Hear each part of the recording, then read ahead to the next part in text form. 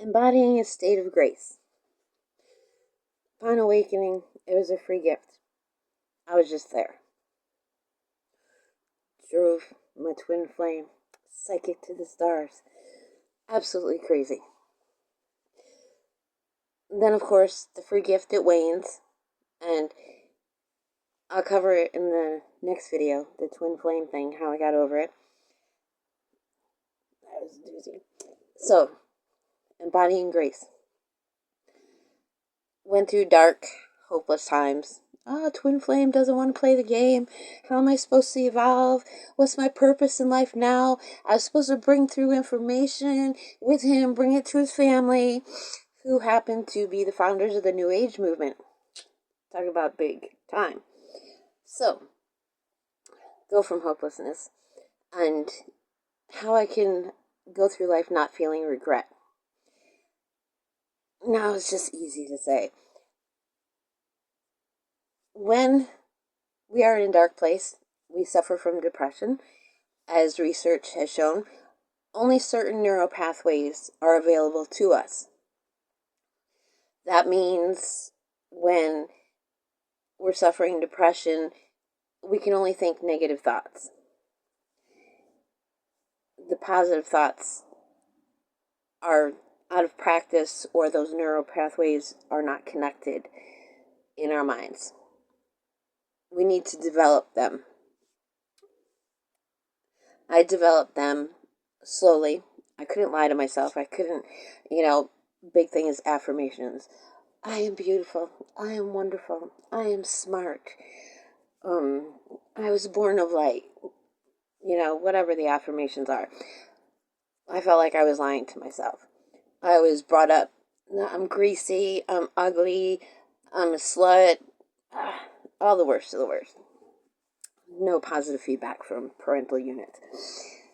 And so I had to develop the neural pathways to more positive thinking. For example, I was told I was fat, I was ugly, why couldn't be like my friend? She ate like a bird. So I'd start off like, I'm not the most offensive. People don't look at me and immediately be horrified and run off. So I'm not bad looking. Start with that. So I had to develop those neural pathways into positive thought patterns. Knowing this and having experienced this, I can honestly say we make the best choices we can for the state of being that we are able to embody.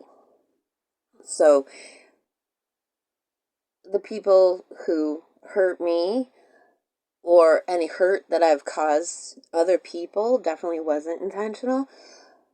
I made the best choices that I could. And I can extend that understanding to the other people around me. Now, there does come a point where people can see a positive path and they consciously shut that off and choose to make a bad decision.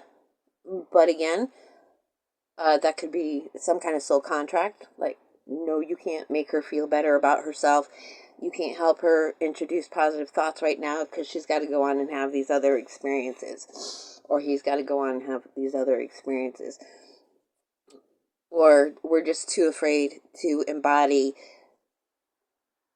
a healthier self in one regard or another.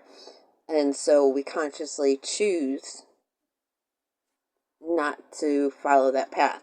Either way, everybody's making the best decision that they can for where they are. And so that's why we can't allow ourselves that state of grace, that feeling innocent. We are innocent. We are born in innocence. We can live in innocence. We can love in innocence. And we can feel safe in our innocence.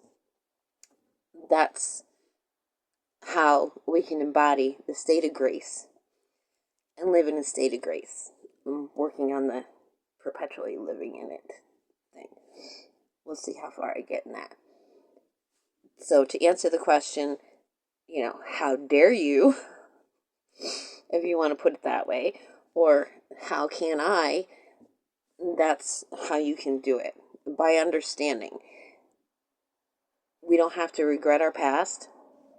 And I only regret my past if I focus too bad on the negative and other places it could have gone and what it could have been. It couldn't have been that.